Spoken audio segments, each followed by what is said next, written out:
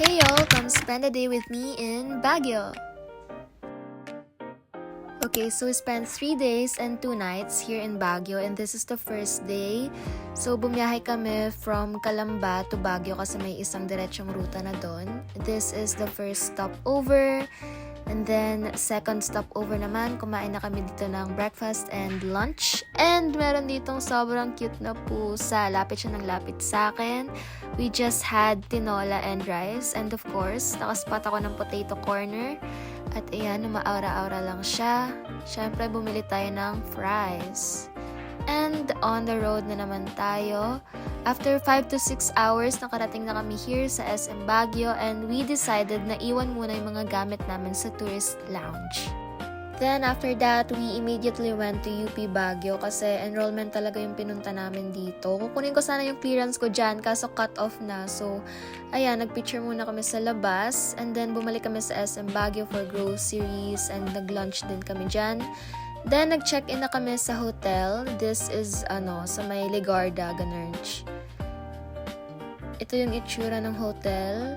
And then, ito na yung isa pa naming agenda, which is dorm hunting. So, ito yung dorm 1. As you can see, solo room siya, pero shared yung unit. Ito yung CR. And then, ito yung living area mismo na medyo kitchen na din.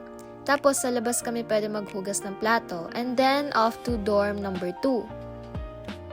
Here's a dorm number 2. As you can see, shared unit and shared room siya. And then, for dorm number 3 naman, ito ay solo room, pero shared ulit yung unit. Ito yung room niya.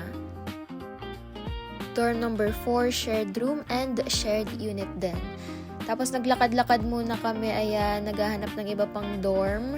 As you can see, grabe. Ang tatarik ng mga daan dito sa Baguio. Hirap na hirap kami ng nanay ko. Pero nakapunta kami here sa last dorm na pinuntahan namin for checking.